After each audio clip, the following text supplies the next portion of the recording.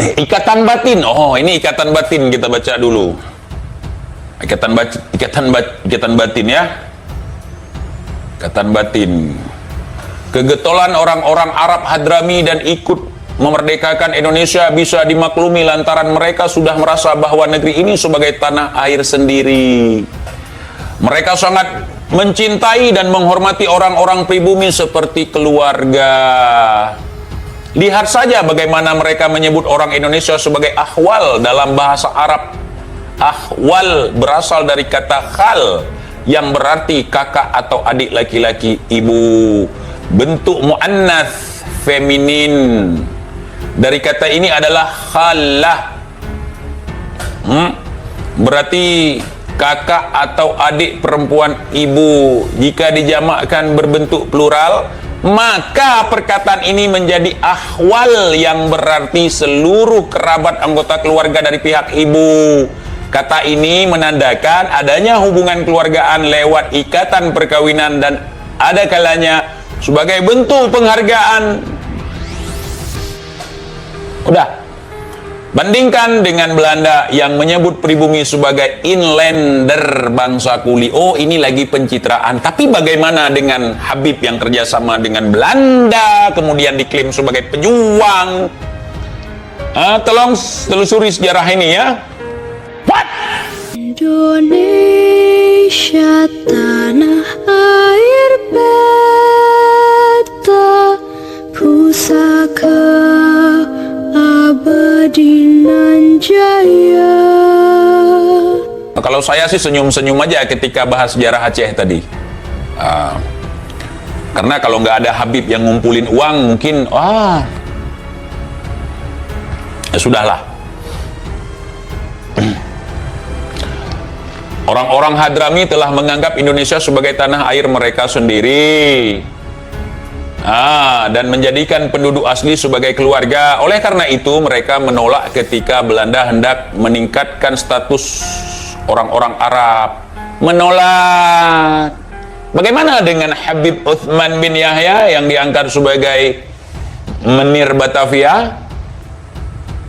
Menolak gitu.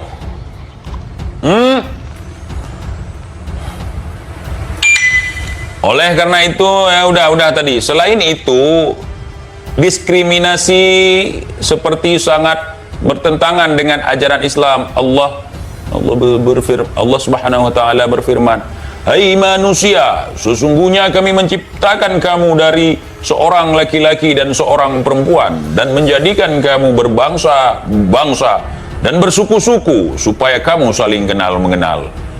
Sesungguhnya orang yang paling mulia di antara kalian di sisi Allah ialah orang yang paling takwa." Nah, dengar nih firman Allah nih. Ya, sesungguhnya Allah Maha mengetahui lagi Maha mengenal. Terus kenapa kowar-kowar paling mulia sekarang? Salah satu proklamator Indonesia, Dr. Muhammad Hatta, mengakui kedekatan orang-orang Arab dengan pribumi. Dalam suratnya kepada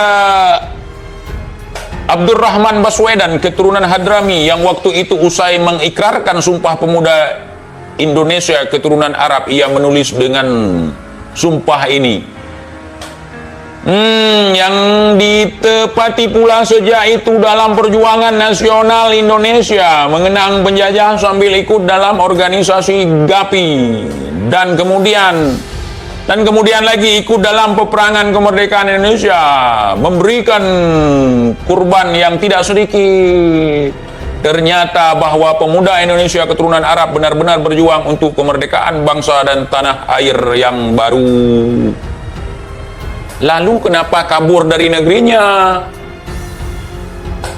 Orang kabur dari negerinya ketika negerinya dilanda perang, kemudian kalian percaya dia mau berperang ke negeri orang?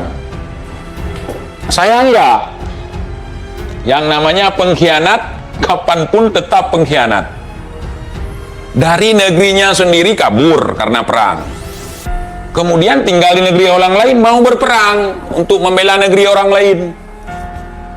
Kalau di Aceh, dia berperang untuk membebaskan tanah airnya dari penjajahan. Setelah tanah airnya bebas dari penjajahan, dia keluar ke Malaka untuk memerangi penjajah di sana, menolong saudara. Kalau ini lari dari perang di negerinya untuk berperang di negara orang lain, itu apa namanya? Nggak masuk akal ya ikhwan. Pusing. Tolong dijelaskan ke saya, mungkin saya kurang paham. Begitu banyak pemuda-pemuda dari Yaman berperang di Indonesia, sementara negerinya ditinggalkan dalam keadaan terjajah, anak istrinya ditinggalkan dalam keadaan terjajah. Masuk akal kalian?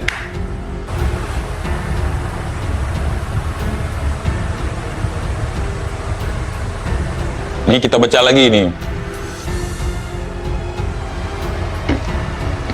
Beberapa versi sejarah menyebutkan bahwa Wali Songo berasal dari Samarkand, Asia Tengah, Champa, Gujarat, atau tempat lainnya. Pendapat ini dibantah dalam seminar sejarah, maksudnya Islam Indonesia, yang berlangsung di Medan 1973. Seminar yang dihadiri para sejarawan dan pemuka agama ini menegaskan bahwa Islam telah berangsur datang ke Indonesia sejak abad pertama Hijrah.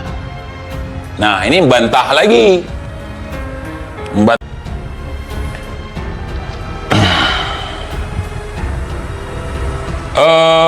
Apa nih? Dibawa oleh saudagar Islam yang berasal dari Arab, diikuti oleh orang Persia, Gujarat. Pada masa itu bukan buruh kemari, bukan alasan berdagang ini itu. Memang mereka datang untuk syiar Islam.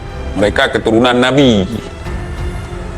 Saya tidak menyebutkan, nanti diklaim untuk mereka. Mereka dapat sejarah dari saya, nanti diklaim datuk mereka itu, nanti saya nggak nyebutin namanya. Itu sudah lama sekali itu. Kita baca lagi. Mohon maaf, mata saya rabun karena nggak pakai kacamata, teman-teman. Ya, kalau saya baca salah-salah mohon dimaklumi. Saya juga malas membaca, saya suka dibacain orang. Baca lagi. Beberapa versi sejarah menyebutkan bahwa Wali Songo berasal dari... Udah tadi ya. Oke. Dibawa oleh saudagar Islam yang berasal dari Arab, diikuti oleh orang Persia dan Gujarat. Pada masa itu, perjalanan dari Arab ke Indonesia, itu yang dari Gujarat ke Aceh itu bukan orang Gujarat, mereka orang Irak, orang Persia. Ya, orang Gujarat, orang Persia datang ke Aceh ini karena memang ada keluarganya di sini. Sesama orang kerajaan. Di Samudra Pasai, bukan membawa Islam, memang sudah ada kabilah-kabilah mereka sebelumnya di sini, jauh-jauh hari sudah ada. TIJ mengatakan, makanya nggak heran, orang-orang gila pun sekarang jadi wali. Ada 3 hal kalau kita ketemu orang gila yang terlintas di pikiran kita. Yang pertama, untuk zaman sekarang nih, gara-gara doktrin ada 3 hal kalau melihat orang gila. Pertama, kalian akan berpikir kalau itu waliullah. Nggak apa-apa untuk berhusnuzon, tapi jangan aneh-aneh. Yang kedua, kita akan berpikir bahwa itu adalah artis yang sedang buat konten prank, Baim Wong misalnya. Yang ketiga, kita akan menganggap bahwa orang itu adalah intel yang sedang menyamar. Betul tidak? Ujar TIJ. Sejarah diikuti oleh orang Persia. Udah tadi. Pada masa itu perjalanan dari Arab ke Indonesia dengan kapal layar memerlukan waktu berbulan-bulan, bahkan lebih setahun. Mereka harus singgah di Gujarat lebih dulu, yang kala itu merupakan bandar yang ramai. Jadi bisa disimpulkan bahwa Gujarat hanyalah tempat singgahan sementara. Indonesia sejak dulu kala tetap dipuja-puja bangsa.